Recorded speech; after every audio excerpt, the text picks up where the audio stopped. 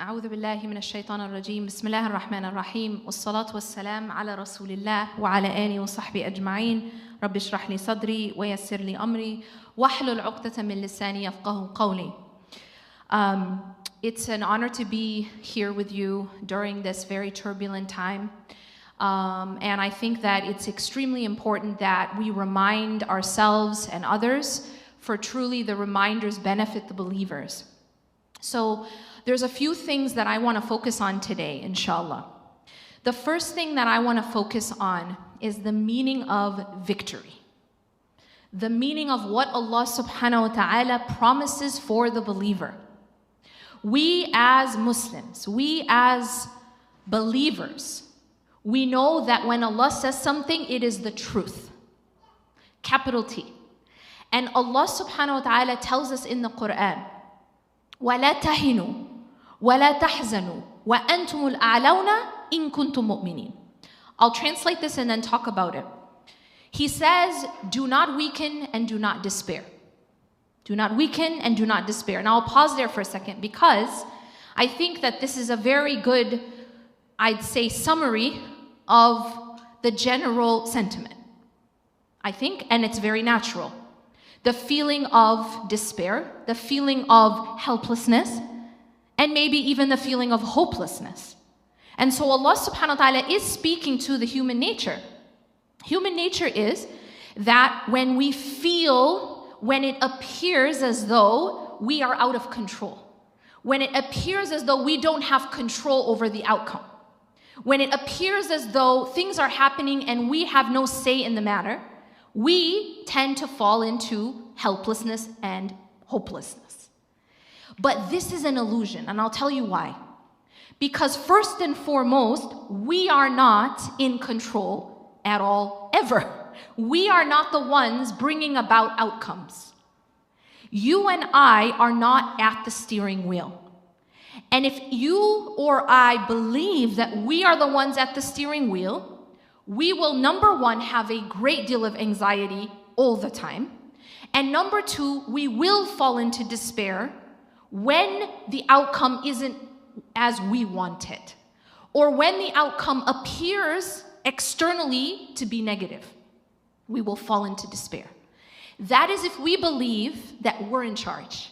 I'm at the steering wheel and this boat is not going in the direction I want. I start to become very anxious and I start to fall into despair.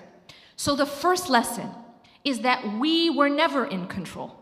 We were never at the steering wheel. La hawla wa la quwwata illa billah. You know, it's very interesting that the Prophet ﷺ said this statement is a cure for 99 ailments, 99 diseases.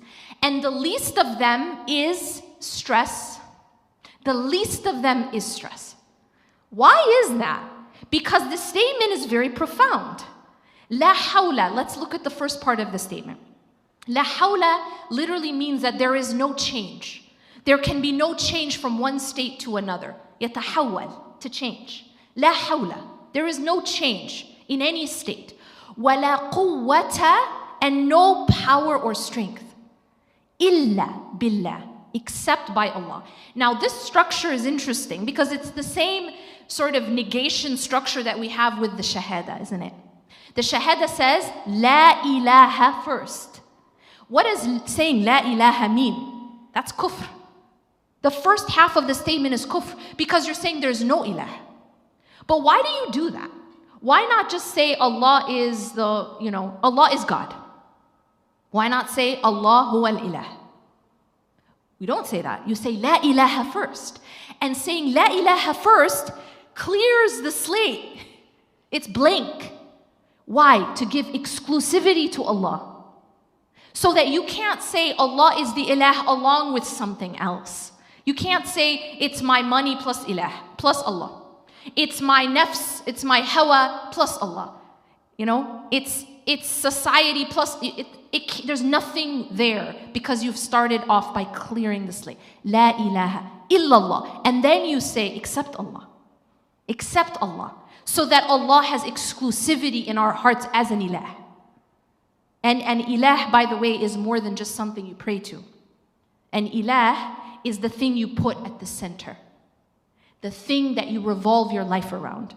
The thing that you love most. The thing that you fear most. The thing that you seek most. The thing that you would live for and die for. The first thing on your mind when you wake up. The last thing before you sleep.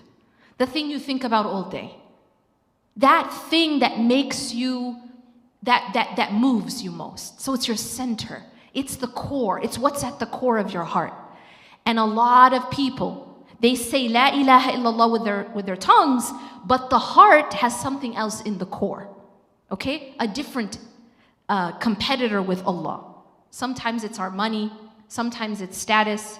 Sometimes it's our own hawa. This is a big one. In fact, we live in a society, subhanAllah, we've got a lot of we've got a pause from this I guess, obsession with pushing this agenda, and that agenda is worship your hawa. Basically, let me just translate that as a side, because it's important. Hawa means my own inclination, my own orientation, my own identification, my own desires, whims, etc. So hawa includes all of these things. Allah describes a people in the Quran who take their hawa, and you guys will be able to relate to this if you listen carefully, who take their hawa as their Lord. اتخذوا إلهه هواه.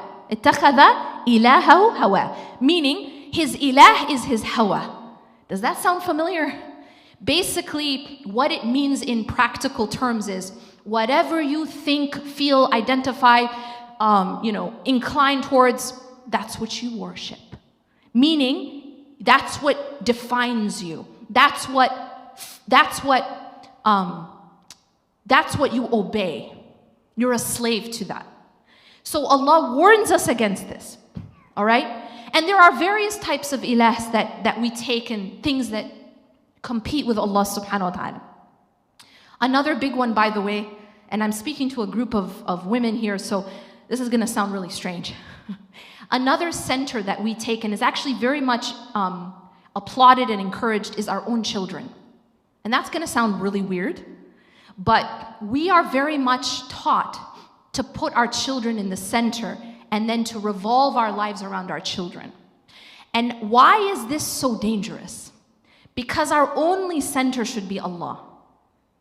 And that might sound strange because it's like, no, but that's love. But that's not love. That is actually unhealthy. And so this all comes back to having the right center. So when you say La ilaha illallah, Allah is negating anything else. Not your husband, not your wife, not your son, not your daughter, not your money, not your hawa. There's a lot of things that we worship, by the way. And there's a lot of things that we're taught to worship. And in some cases, in the society we live in now, we're almost forced to worship. You better worship your hawa, or else. It's like, it's not a very tolerant ideology. It's not a tolerant religion. You know what I mean? Islam says, Lakum dinukum waliya din. We say this. To you is your way. This is what it means. Lakum dinukum waliya din means to you is your way, and to me is mine. We don't enforce our way on others. We wear hijab, we don't force others to wear hijab. We fast, we don't force others to fast. We believe La ilaha illallah, we don't force others to believe it. But we have an ideology right now that forces itself upon everyone, and even goes into the schools and says, no, this is the only right way to believe, and this is the only right ideology. So it's a very, very there's no tolerance, you know what I mean? There's no lakum dinukum waliya din, if you guys get what I'm saying. And as a side note, this ideology also has its da'wah machine, called Netflix. And it's a da'wah machine. That's what it is. It's to spread and enforce this ideology. What is it? Let's go back to it. Worship your hawa. Hawa is supreme. Hawa is the ilah. There's no Lord above Hawa. So and I repeat, what is Hawa? Your inclination, identification, desires, whims. That is the Lord. You are subservient to that. You worship that. Allah warns us about this in the Quran. And He says, do you see the one who took his Hawa as his ilah? Do you know what happens to that person? That person loses their ability to hear and see, and there is a cover on their heart. Very scary. You become deaf, dumb, and blind if you worship the Hawa. And as a reminder, everyone has desires. Everyone has inclinations and opinions and identifications and whims. But we just can't worship that. We can't. There has to be something that trumps all that, that comes above all that, and that we become subservient to something higher than just my own, inclination for that day, that my whim of the day. Because inclinations and desires and identifications, as you know, change. They might change every day. They might change every week. This cannot be what we worship. So going back to the concept here, when you say La ilaha illallah, you're negating any other ilah except for Allah subhanahu wa ta'ala. That there is nothing worthy of worship or being at the center except Allah subhanahu wa ta'ala. So here, Allah is telling us, do not weaken and do not despair. Do not weaken and do not despair. Why? Because, and now going back to, let me just go back quickly to La hawla wa la quwwata illa billah. La hawla wa la quwwata illa billah is telling us, again, the same thing. You negate all other sources of power. All other sources of strength and change. Are you with me? La hawla. Nothing will ever change. Nothing changes. And there's no power or strength. Again, negation, complete clean slate. Illa billah, except by God. Full stop. Like, do you get it? Now that concept is essential. Because if I think that I'm the one who brings about change, or if I think that I'm the one who's in control, if I think I'm the one steering this ship, not only will I live with constant anxiety, but I will fall into despair. And so this is a reminder, we're not in charge. Allah subhanahu wa ta'ala is in charge. Now Allah gives us a promise. He says, do not weaken and do not despair, for surely you will win. You will have victory. You will always have the upper hand. If, and it's conditional, in kuntum mu'minin. If you are truly believers, that is the lesson. Okay, so now the question is, what is victory? We said that the promise of Allah is true, right? We all agree with that? And the promise of Allah is that the believer always gets victory. We agree, because Allah said so. But it's very easy to look right now at what's happening and say, what victory? I don't see victory. I don't see victory. Where's the victory? What? Over 12,000 innocent civilians dead. The number is higher than that. 8,000 of them children. Where's the victory? I don't see victory in that. And this is where we have to understand what is truly the meaning of victory. Now I'm just going to give a few examples to explain this point. But the fundamental concept has to be based on this. As believers, we know that there are two worlds. There is the seen world, the things we see, and there is the unseen world called the ghaib. Okay? What are the things in the seen world? Well, we see physical bodies, we see sickness, we see death, we see poverty. These are things that we see in the physical world. And then there is the unseen. The unseen are things like the help of Allah, like Iman, like angels, like the hereafter. Do we see the hereafter? Do we see Jannah? Do we see the barzakh? the time in the grave? No, that's all part of the unseen. So now we agree, we have the seen world, which includes dunya and the physical world. We'll call that the physical world. And then we have the unseen world, which includes the unseen, which is the spiritual world or the hereafter. So you see the two categories, right? Allah subhanahu wa ta'ala tells us in the Quran, بعد ألف لام ميم ذلك الكتاب لا ريب فيه هدى للمتقين. So he says that this is a book that has guidance for the muttaqin, the people, the God conscious. Who are they? الذين يؤمنون بالغيب. So the first description of the people of God consciousness who can benefit from this book is what? They believe in the unseen. We have to be a people who believe in the unseen, or none of this will make sense. None of it. We will not be able to cope. We will say, where is the victory? We will say it's not fair. That will definitely be the response if we do not believe in the ghaib. And so, we have to go back to the ghaib in understanding the big picture. Now, what is the meaning of victory? I want to give you guys an example, okay? At the time of,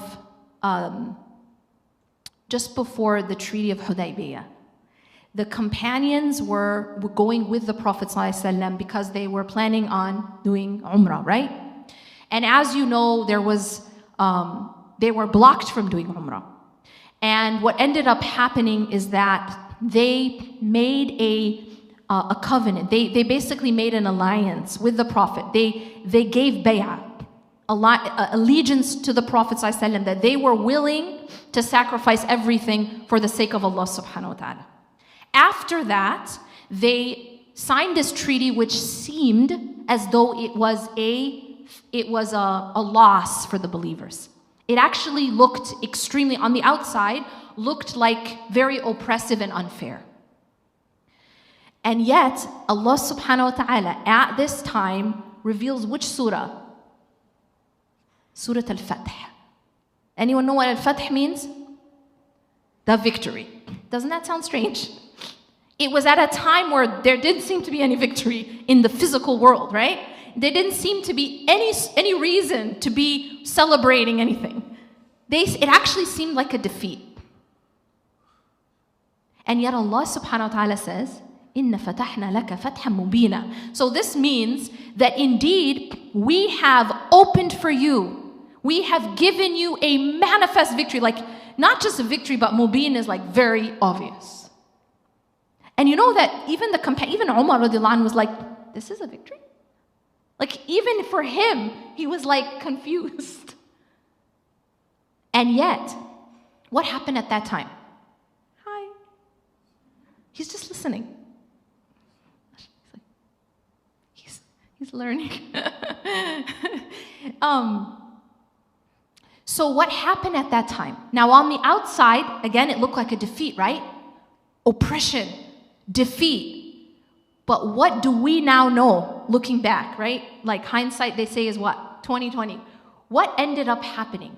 Well, part of the agreement was that there would be a truce, right? And there would be no more fighting.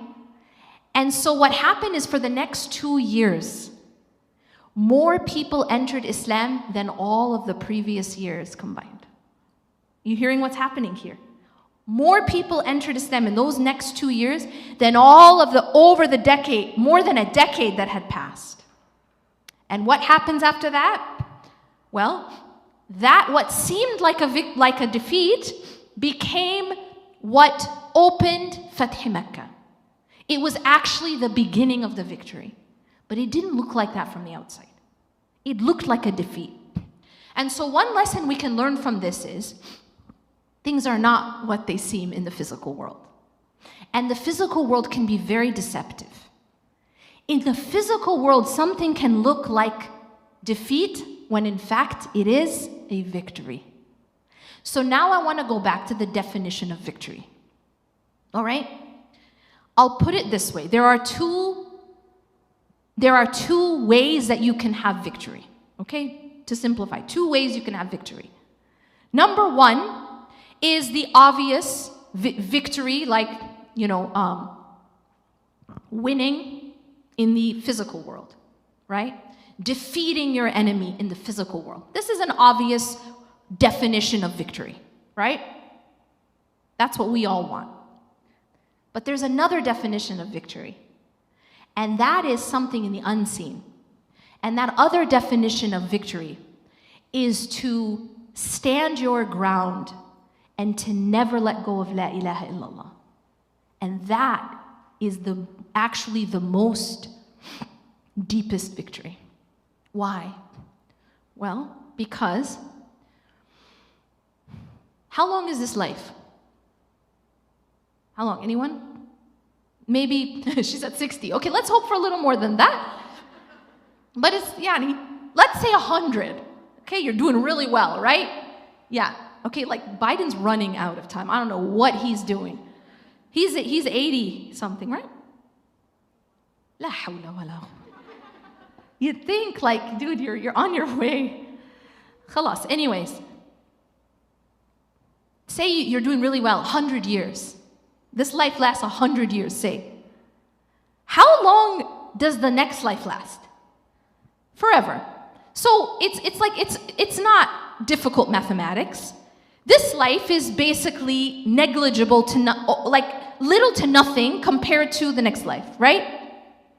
So if there is something that happens to you in this life, and because of that thing that happens to you, you get success forever, then have you won or have you lost? Even if that thing in this life was painful.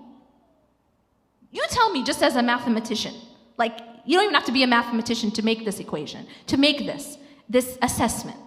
So you lose something in this life, maybe even your life,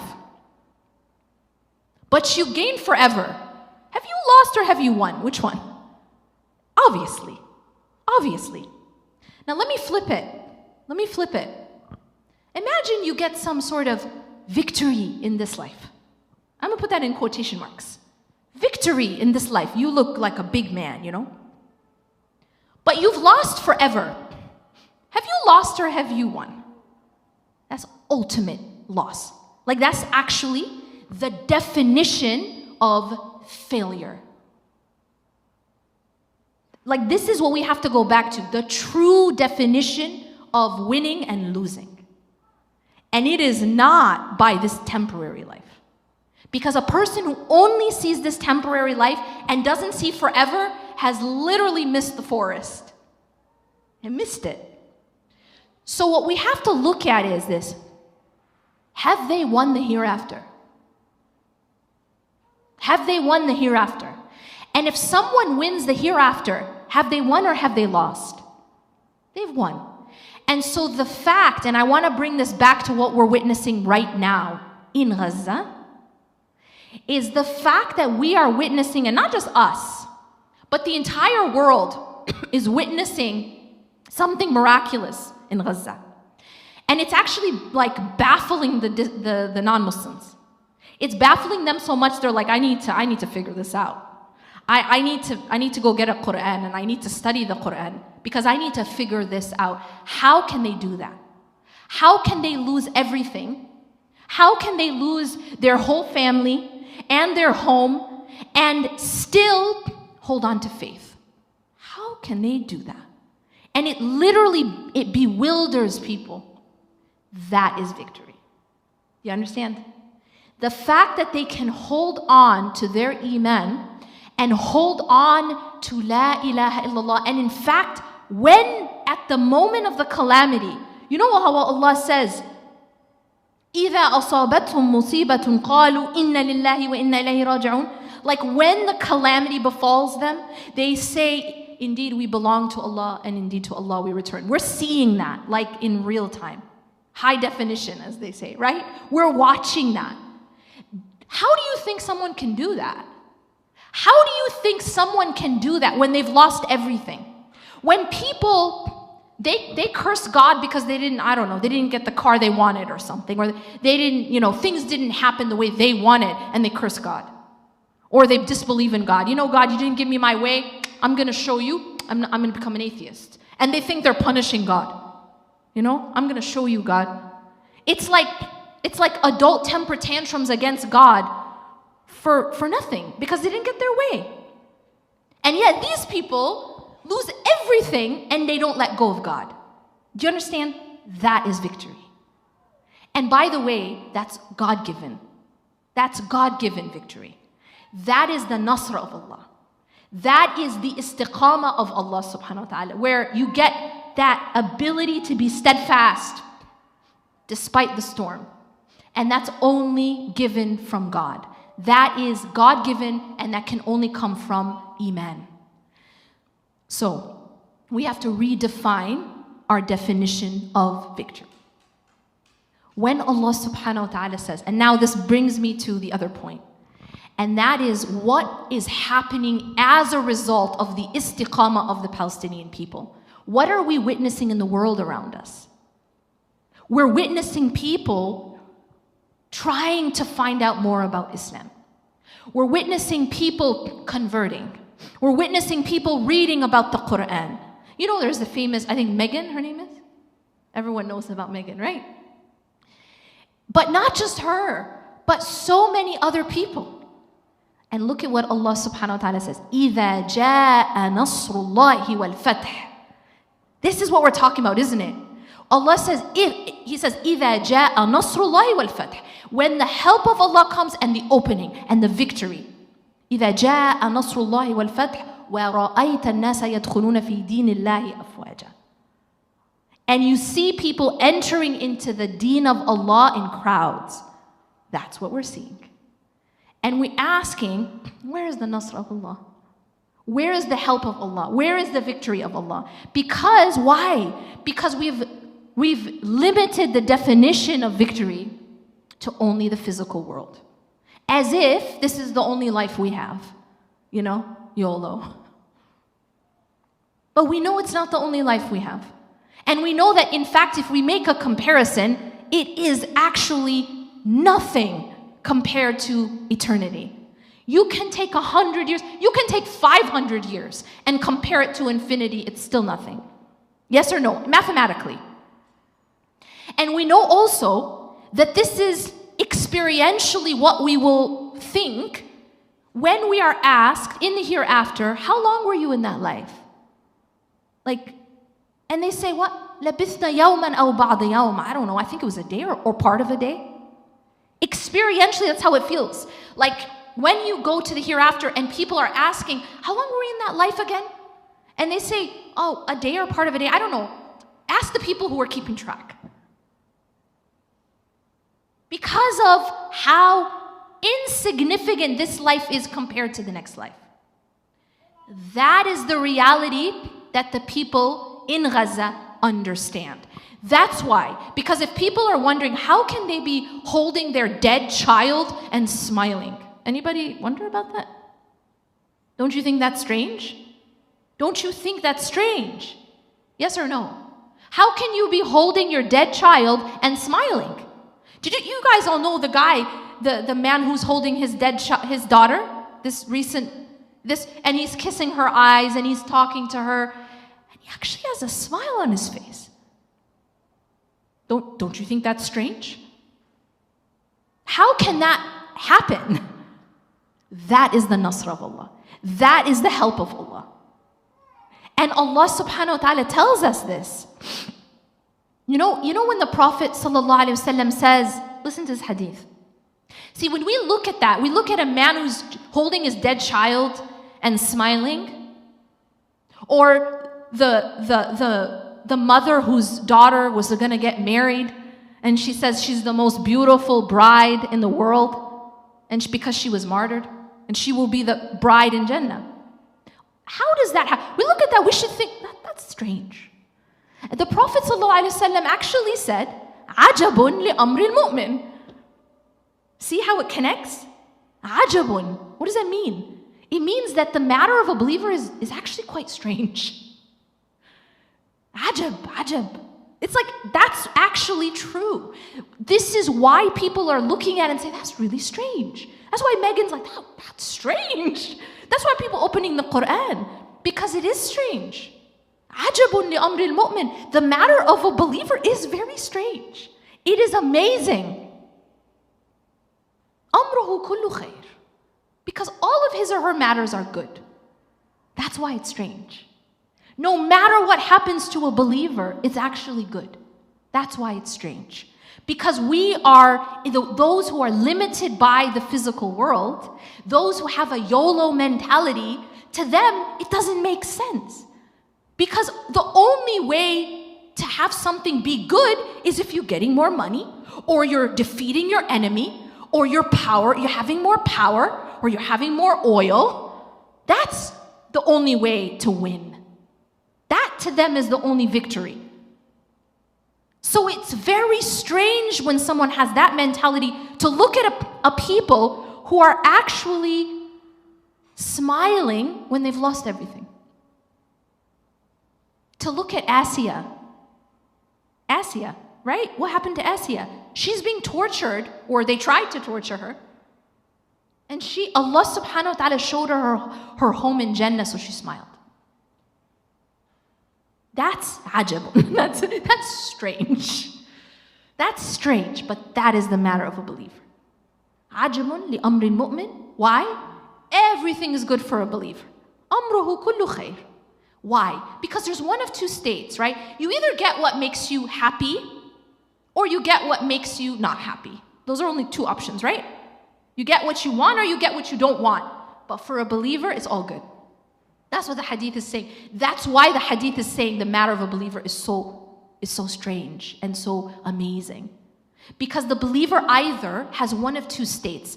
When you get what you want, you show gratitude. And I want to point out that none of you should feel guilty because you have been privileged. None of you should feel guilty about that. Why? Because it's also a test. Your privilege is a test too.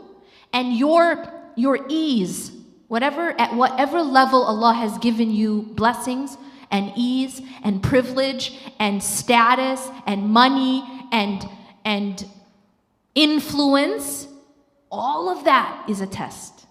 You're also being tested, and I'm also being tested. And we are tested with ease as well as hardship. So never think, well, this feeling of guilt that I'm not, they're going through this, but I'm not being tested. Well, you are being tested. You're being tested with your privilege. How do you use that privilege? Because they're being tested, and we're seeing how they're performing in their test. How are we performing in our test? The other thing I want to point out is,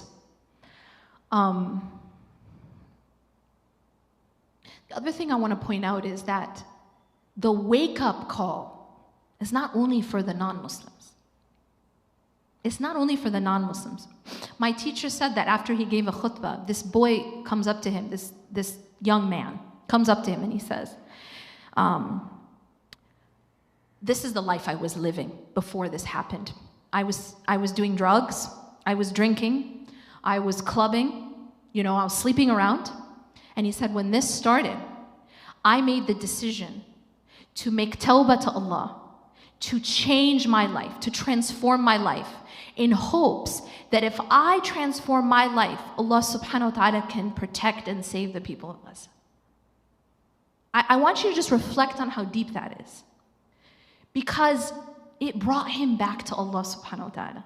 And he's not the only one. There are so many people, not just the non-Muslims, being inspired by the Palestinians, but Muslims too. Muslims coming back to Allah subhanahu wa ta'ala and coming back to the Quran and coming back to faith, watching the power of their faith. So Allah subhanahu wa ta'ala says in the Quran that sometimes He gives us hardships. And hardships can come at an individual level, or hardships can come at a societal level, a global level. And He says that one of the reasons why He gives us hardships, لَعَلَّهُمْ يَرْجَعُونَ, in order for them to come back. لَعَلَّهُمْ يَتَضَرَّعُونَ, in order for them to humble themselves, to recognize the fact that they need Allah subhanahu wa ta'ala, to wake up, to wake up. لِيُمَحِّصَ اللَّهُ الَّذِينَ آمَنُوا.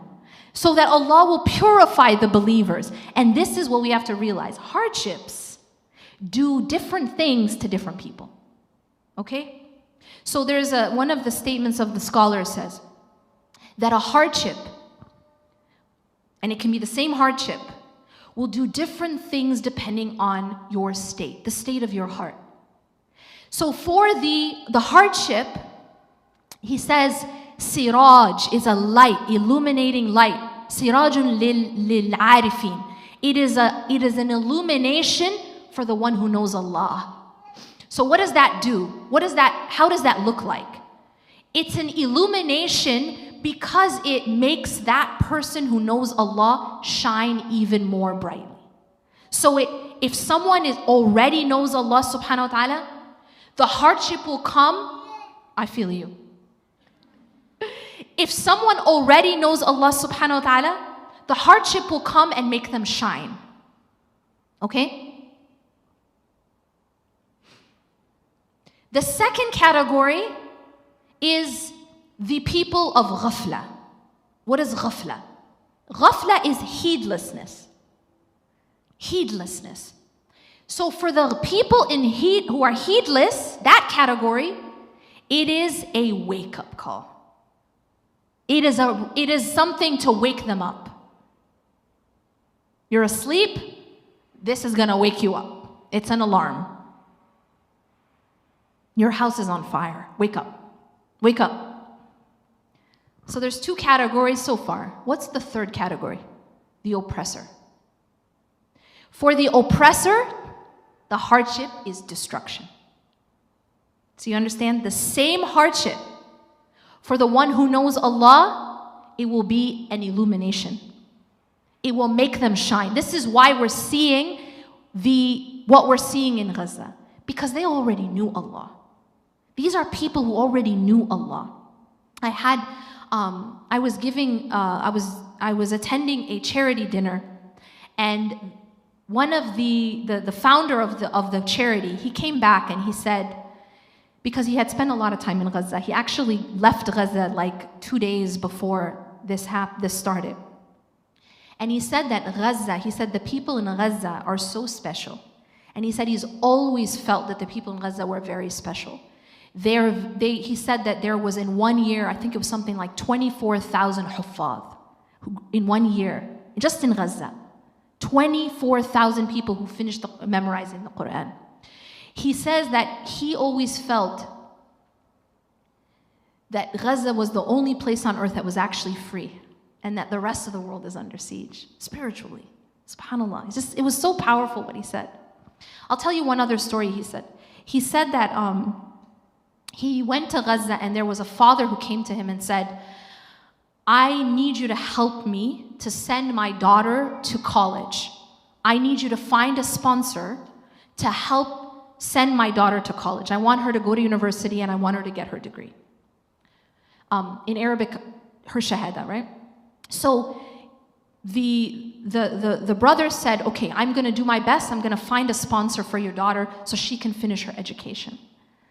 And he said that in October, the father reached out to him and he said, Alhamdulillah, she received her shahada. And what he meant is that istashhadat. This is their mentality. This is their mentality. So the hardship just becomes like a spotlight to show what's already beautiful and make it shine. But it is also a wake-up call for the people of heedlessness. And I think that for all of us, it really has been a wake-up call. And of course, it is a destruction for the oppressor. أقول قولي هذا واستغفر الله لي ولكم إنه غفور رحيم سبحانك الله وبحمدك أشهد أن لا إله إلا أنت أستغفرك وأتوب إليك. I want to add one other thing before I want to take questions and discussion, and that is, there is a sense, I think a lot of people have, I heard this and it really, really moved me. He said, my teacher said that we have this sense that I'm making dua. Everyone says, make dua, make dua, make dua for the people of Gaza, make dua for the people who are suffering and oppressed. And people get to this place where they feel like, I'm making dua, I'm making dua, I'm making dua, but I don't see any victory. I don't see any outcome. I feel like our dua isn't really, where is the result of our dua? And he said something so profound. He said, do you ever think that maybe their istiqamah, their ability to hold their ground, and that strength that we're seeing in the videos could be because of our dua? So you shouldn't feel that your dua is that you're helpless. You're not helpless. Your dua is powerful. And he said, imagine that every believer in the world is making dua for you. Imagine the strength that would give you. And the iman and the ability to withstand these calamities that are like next level calamities. That is the help of Allah subhanahu wa ta'ala.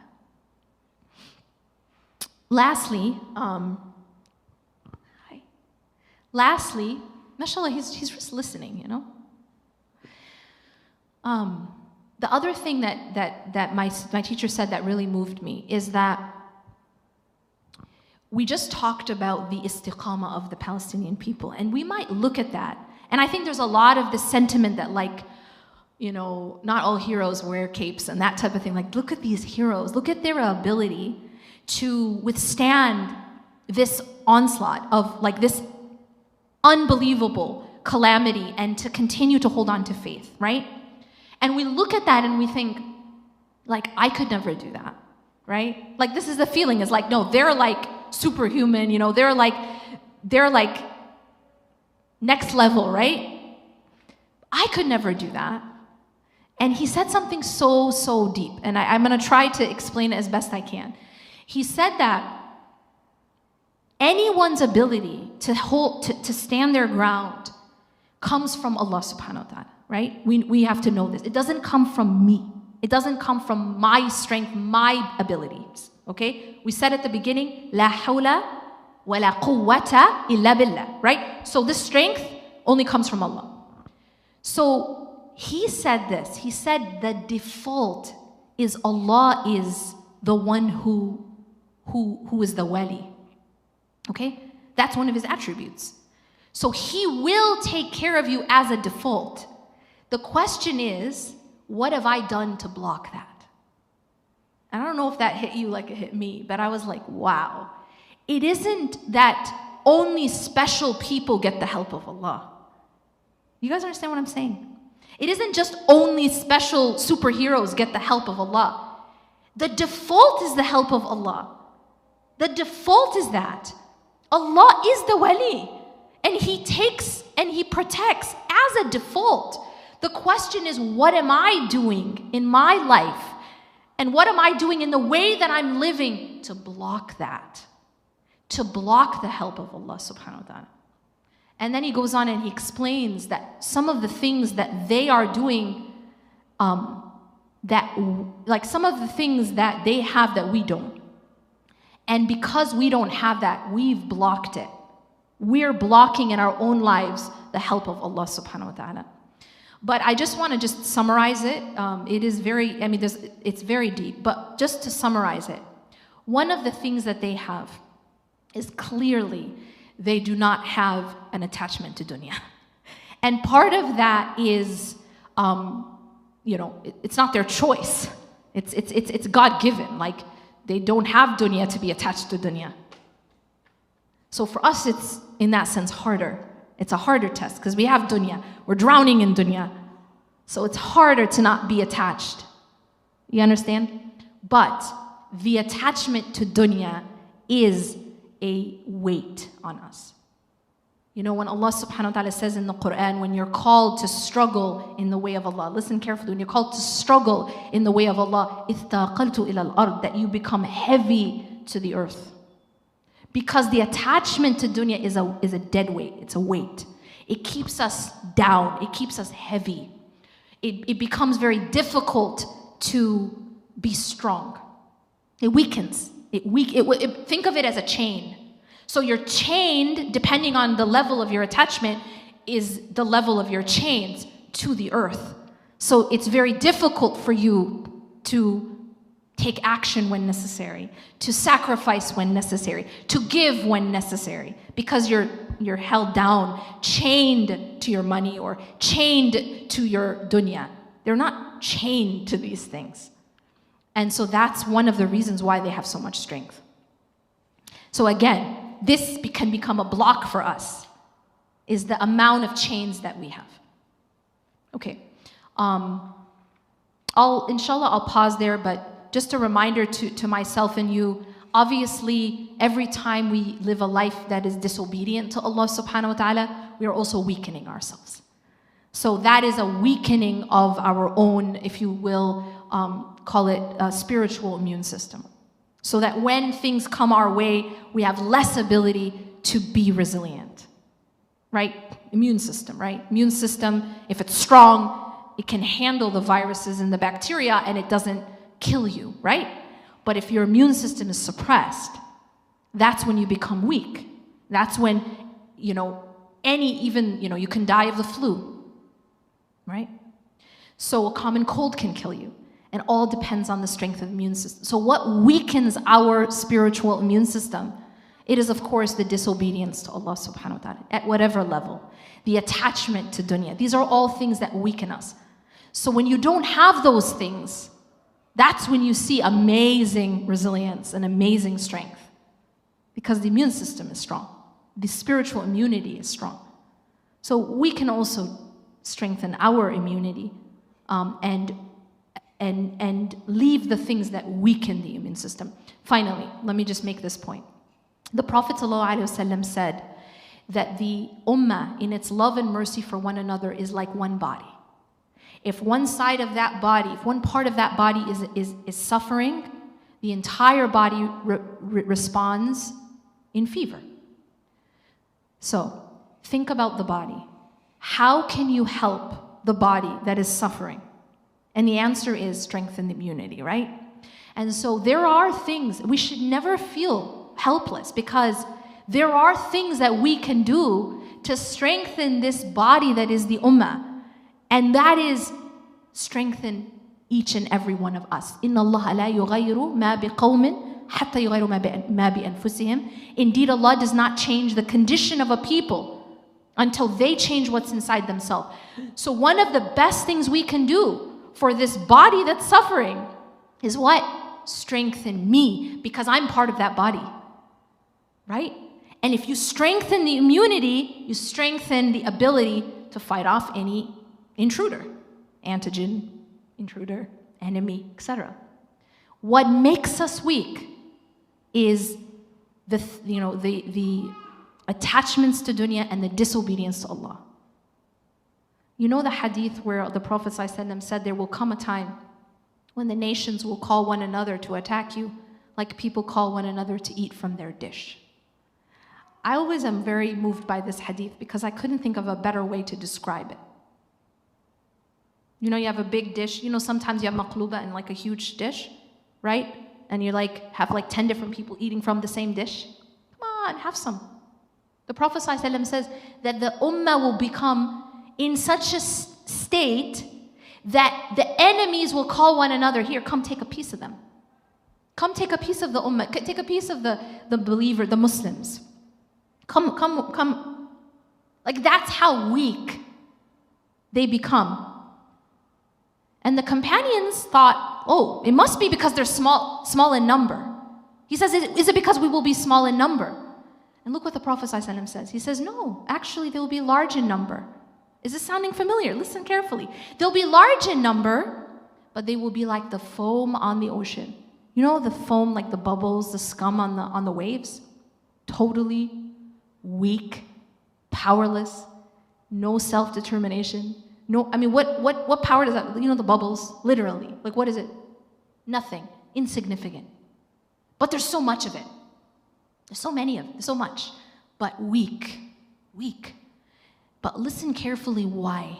The Prophet ﷺ diagnoses the cause of the weakness.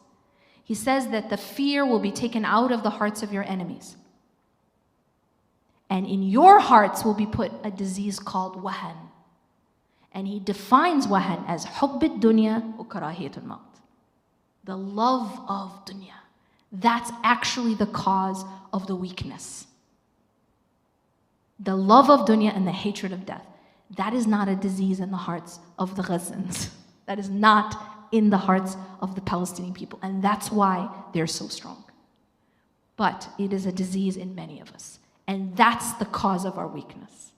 It's actually the wahan. So we want to make this entire ummah that is one body stronger, work on the wahan. Because that is weakening the immunity. It's attacking the immune system. Okay. أقول قولي هذا واستغفر الله لي ولكم إنه غفور رحيم سبحانك الله وبحمدك أشهد أن لا إله إلا أنت أستغفرك وأتوب إليك. Let's inshallah open it up for questions and reflections now.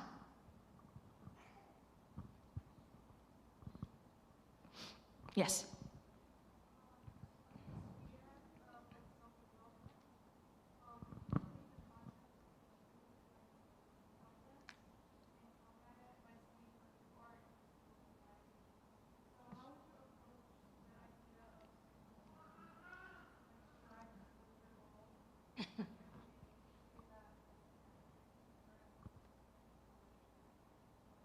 Okay, so I'll repeat her question and do my best to address it. She's saying that like one of the ways that we combat fear is actually to say you are in control.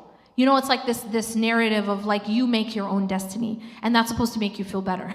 I can't imagine anything scarier than that. But yet, like, what could be scarier than saying that I'm in charge? What do I know? Like I am a human being. I don't know even what's on the other side of this wall. Like my knowledge is so limited. My ability is so limited. How could I possibly take the steering of this ship called my life or anyone else's life, right? How can I be responsible? So I think that's actually very scary if you think about it properly. The question of effort is an important question. So if I have no control over the outcome, why should I put in any effort? It's a very natural question. Do you know the answer to it? It's something you wouldn't think. The answer is because the effort is part of your worship. That's the only reason. It's very interesting, but that's actually the only reason. Let me give you an example. You ready? 2 examples. First example, Musa alayhi salam in front of the Red Sea. He's stuck, or it appears, as it appears. فَلَمَّا تَرَى الْجَمْعَانِ قَالَ أَصْحَابُ مُوسَى إِنَّ لَمُدْرَكُونَ. That when Musa alayhi salam, he's with Bani Israel, and they see Pharaoh. Pharaoh's like superpower army coming for them. And now they're stuck. So the people with Musa alayhi salam say, we're going to be overtaken now. إِنَّ لَمُدْرَكُونَ قَالَ كَلَّا إِنَّ مَعَيَ رَبِّ سَيَهْدِينِ. He goes, nope, absolutely not. We will not be overtaken. إِنَّ مَعَيَ رَبِّ. Indeed, my Lord is with me, and he will get me through this. This was his tawakkul, right? But there was something he was commanded to do first. What was it? What was he told to do, guys? He was told to take his staff and hit the sea, strike the sea with it. This is effort, right? This is amal, this is effort. But let me ask you this question. If you go, to the ocean or to the lake and you take a stick and you strike it to the ocean or the lake, does it split in half? Why not? This is not the way the world works, right? And yet, Allah made it split in half. So, his effort was because Allah told him to. But his effort didn't bring about the result. Does it make sense? But why did he do it? He could have been like, okay, honestly, what's the point? Like, what's that going to do right now? You know what I mean? How sometimes as Muslims we might question things?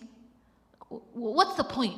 What's the point of wearing hijab? Or what's the point of praying 5 times a day? What's the point, right? When Allah says something, and we might not understand the wisdom, and one could think that, one might think, what is going to be the point of striking the sea just now? But He hears and He obeys. That's what we have to do. So the effort is part of sami'na wa ata'na. The effort is actually a command from Allah. It's actually part of our worship. We hear and we obey. We do it because Allah said so. We don't do it because we're bringing the result. We do it because this is the sunnah of Allah and it's a commandment of Allah to do your part. Like, going and striving to get a job. You could say, no, the rizq comes from Allah. Of course the rizq comes from Allah, but you still have to strive. And that's the second example. Hajar. Hajar in the middle of the desert. Did she have tawakkul? Yes, she absolutely had tawakkul. She had reliance on Allah, but she didn't just sit there and wait for the water to come from the sky. She got up and she ran between Safa and Marwa 7 times. And that is called what? Sa'i, means to strive. And the striving is the worship. What do we do when we go to Mecca? We follow in her footsteps because the striving was the worship. 7 times. So the effort is the worship. However, her running between Safa and Marwa isn't what caused water to come from the sand. When you guys go and you do sa'i in Hajj and Umrah, does water come from the sand? No, it's not a direct relate. It's not a cause and effect. Allah is the one who brings the result. Allah opened the sea. Allah caused the Zamzam to open from the sand, to come from the sand. But you're doing your effort as part of your relationship with Allah, part of your worship. The sa'i is the worship. The striking of the sea is the worship. The tying of the camel in the hadith. اعقلها وتوكل. Right? The man wasn't tying his camel. Why not? He said, because I have trust in Allah. The Prophet ﷺ said, اعقلها وتوكل. Tie it and put your trust in Allah. Tying your camel is your worship. So anyway, that by the way, that also translates when you're having a problem in your life. Okay, I just want to say this because this is one of the biggest things that I focus on in my books and in my seminars is this concept of we have to take action when we are in a bad situation. That we have to take action, and that action is part of our worship. So when your house is on fire, for example, you can't just sit, look at the fire, and say, I have so much sabr, so I'm not going to do anything. That would actually be wrong. But of course, this is how we teach sabr, isn't it? Your house is on fire. Sister, have sabr. Have sabr, sister. Why are you calling the fire department? Why are you getting a fire extinguisher? Have sabr. We have to do something. That's part of your worship. That's not the meaning of sabr, that you just sit and do nothing. Otherwise, Hajar would have just sat.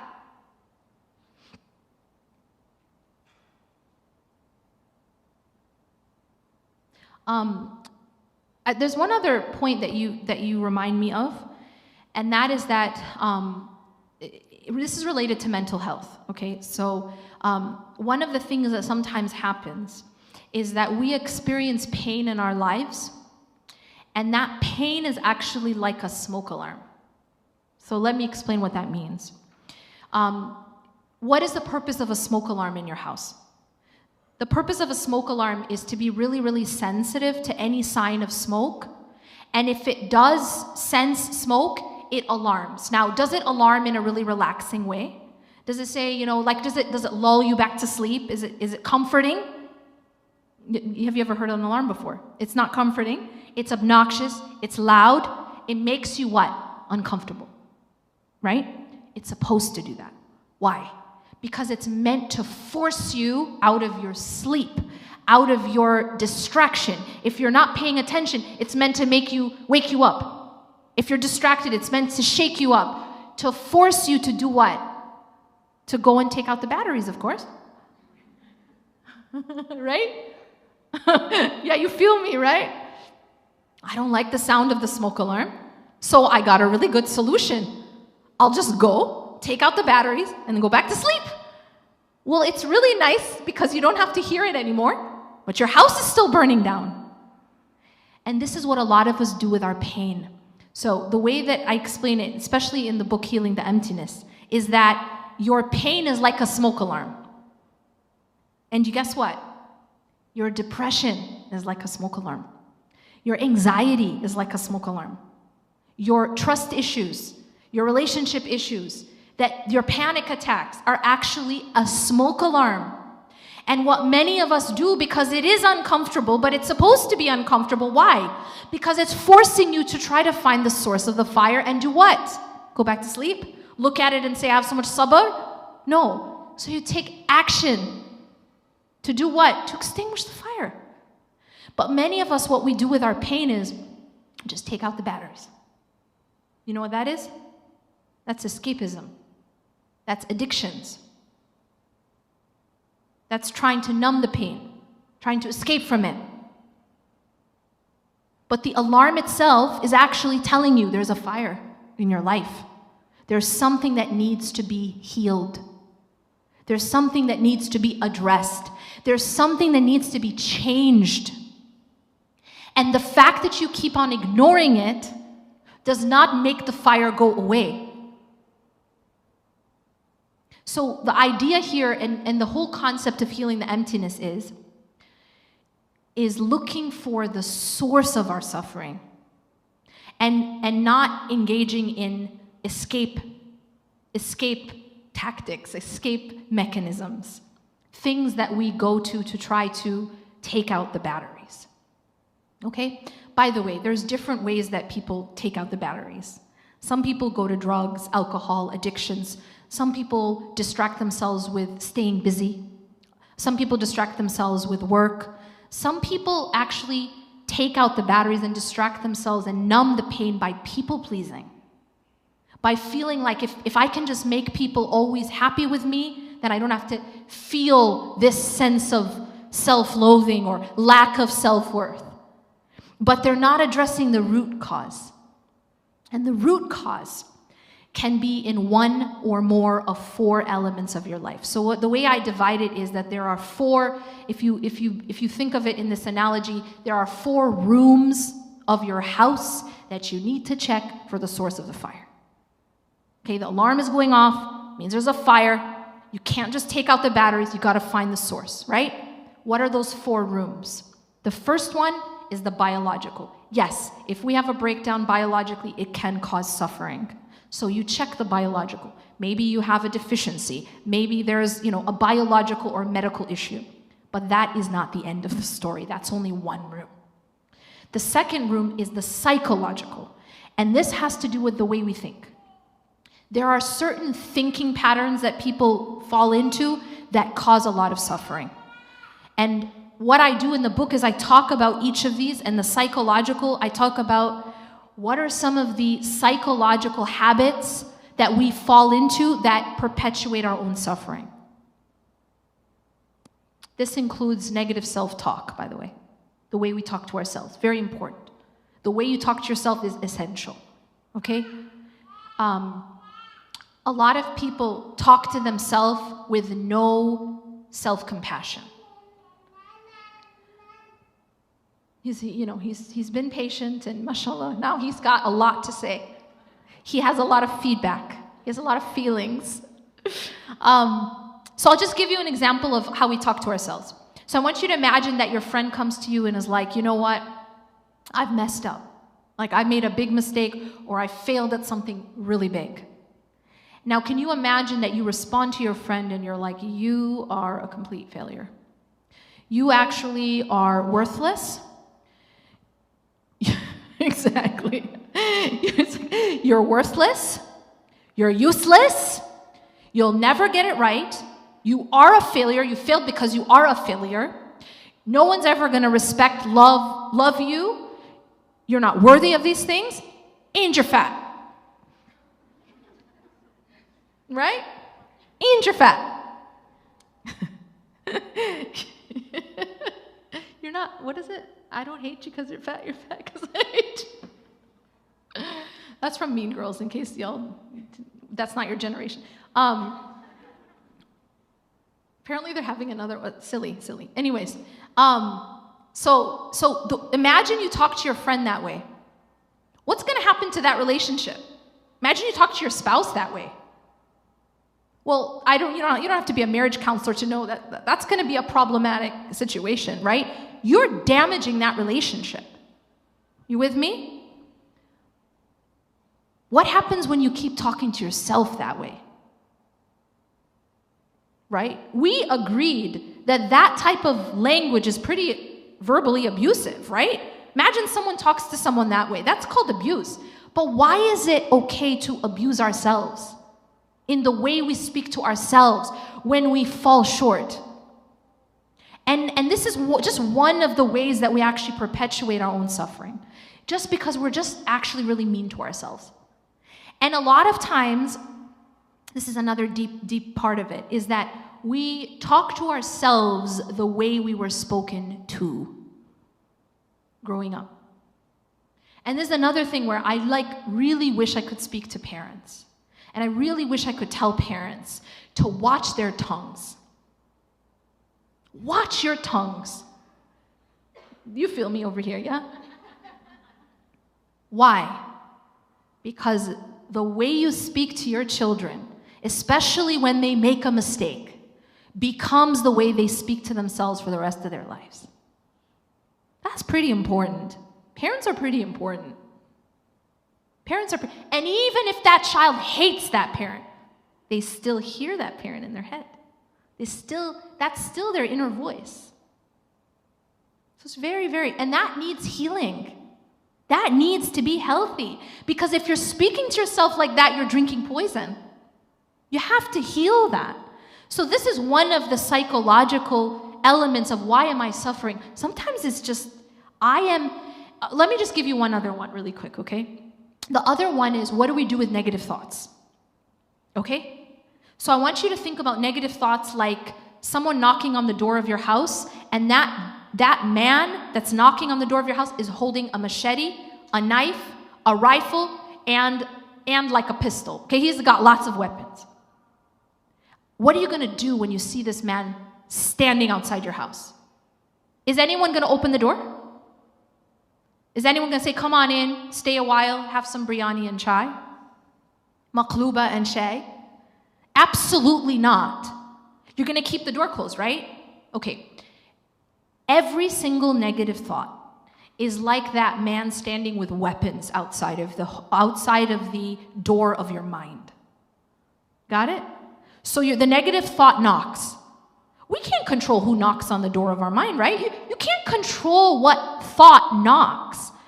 But boy, do you have control over which thoughts you let in and which thoughts you feed. So when you're letting this guy in and you're like, stay a while, well, he's only there to do harm. Why would you give him space? And then on top of it, why would you feed him? But this is what we do, many of us, and we don't realize that we have very bad habits mentally. The way we deal with negative thoughts is we actually give it space, we let it in, and we feed it. And this happens a lot with fear. We feed fear. This happens a lot with, anger, like when we have something that someone did, and then you start off. It's usually your spouse, right? You start off this upset about it, but then as you keep thinking about it, anyone else? As you keep thinking, someone said something offensive, but you keep on thinking about it, and then you keep thinking about it, and you're feeding it, and you actually get more and more angry about it. And I'm not saying you should just swallow things and it just goes away. No, it's actually better to address it, because sitting and thinking about it just makes it worse, and it makes you more and more angry. And it's like, no, and then you become passive aggressive, and you're really feeling that's good. You're like, yeah, I get that. And of course, us women were taught to swallow. I met a woman, she told me that her mother said to her, you should be able to drink poison and keep a smile on your face. I feel like that's such a, toxic and yet very accurate, description or summary of what women are taught. You better be able to drink poison and keep a smile on your face. Absolutely not. That's so toxic. Anyway, so I talk about this. We're number 3. So we said you have to check the physical, you have to check the psychological is healthy. But you also have to check the environment is healthy. Because this is one of the things we don't realize. You know, you tell an abused woman, so many abused women are told this, like, have sabr, sister. Go back. But have sabr in our community means keep drinking the poison. Keep standing in the burning house and do nothing. That's our definition of sabr. That is absolute oppression and dhulm. Can you imagine if there's a family sitting in a burning house and you tell them, no, just stay? Okay, fine. If your house is on fire, what is step one? I'm always interested in people's answer to this. What's step one if your house is on fire? See, there's two camps. There's always two camps. There's the people who say, run. Evacuate. And then there's the people who say, try to extinguish fire. No, I feel you. It's like the fight or flight, right? You can always hear the flight people. They're like, run. Presumably, we try to extinguish the fire first. Try to save the house. Yeah. Yes? Yes. So we try to save the house first, meaning if it can be saved. If it can be saved, call the fire department, get the fire extinguisher, do something to save the house. So if your house is on fire, you're in an abusive home, or you're in, a painful marriage. Step one is, yes, try to extinguish the fire. I'm not saying you just let it burn. See ya. Try to extinguish the fire. Try to address the fire. But for the love of God Almighty, if the fire continues, get the blank out of there. Right? I mean, who's going to tell you, yes, you tried. Yes, we all, you tried to take out the fire, but it continued, so stay in there. And if someone says that, aren't they doing dhulm? Isn't that dhulm? To tell someone, you tried to extinguish the fire, it continues to burn in your house, and stay in there with your children. I mean, I consider that one of the worst types of dhulm. But this is unfortunately what we see. And they'll block the doors even. No, you're staying in there. Imagine if that house is on fire and you're blocking the doors and keeping that woman or man and their children stuck in that burning house. Wouldn't that be dhulm? So we try to extinguish the fire. But if it continues, you can't stay in a burning house. So environment matters. Finally, the fourth room we have to check is the spiritual room. And I argue this is the most significant room. It is the most significant, but it isn't the only room. And so what the basic message of this book is that in order for us to be healthy and to not suffer in life, and there's a difference, and I explain it, I don't have time now. There's a difference between pain and suffering. Pain is inevitable. We will all experience some level of pain. And sometimes the pain itself is the smoke alarm. But suffering is something else. Suffering is what happens when we ignore the smoke alarm and the house burns down around us. So the idea is that in order for us to be healthy and to not experience suffering, which again is different than pain, we have to be healthy in all of these four elements. Not just the biological, but also the psychological, the environmental, and the spiritual. And when all four of these are healthy, then yes, we will experience pain, but it's not the suffering that happens when you ignore the alarm or you continue to stand in a burning house.